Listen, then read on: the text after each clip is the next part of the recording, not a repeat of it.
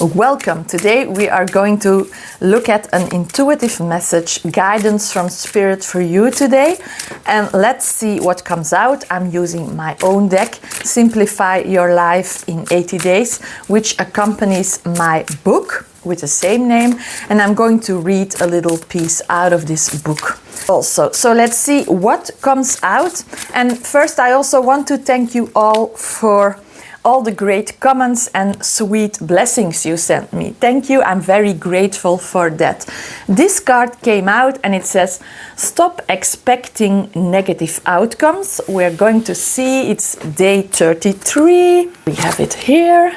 It is unnecessary to worry that things will turn out wrong. People are so used to negative thoughts that they expect adverse outcomes as well. That is completely and utterly unnecessary. Focus on things you like. Think positive thoughts. If you try to find something positive about every situation, you will notice your life will be improving day by day. It is not true that things always go wrong. That is just a belief that others planted into our head. We started to believe this after a while, not at the beginning of our life, because when we were young children, we mostly felt careless, positive, and free.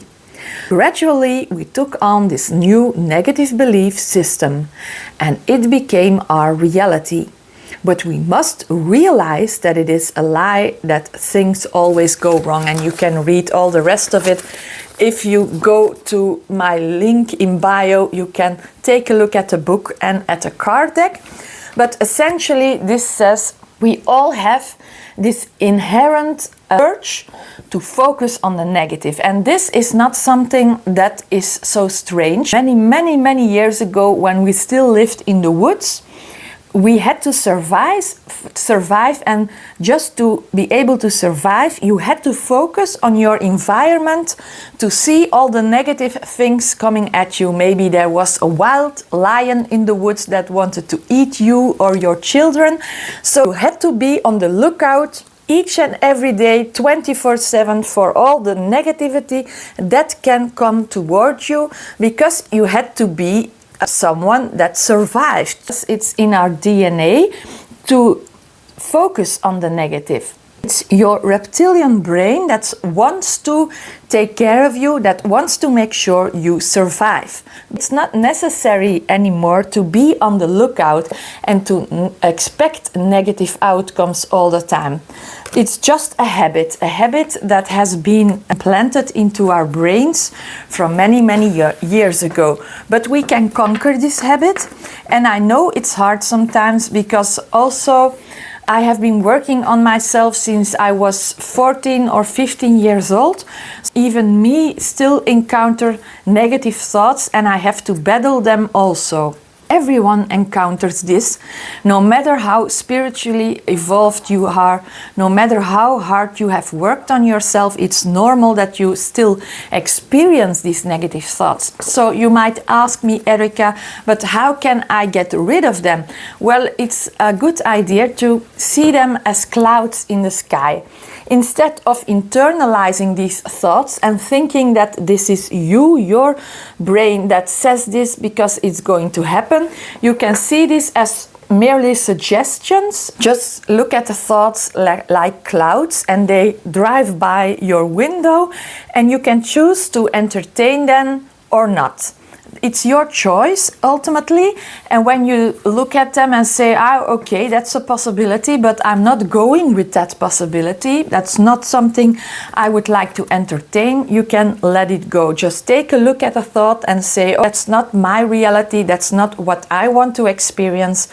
Just let it go, and then when the thought has come to you several times, it will give up eventually.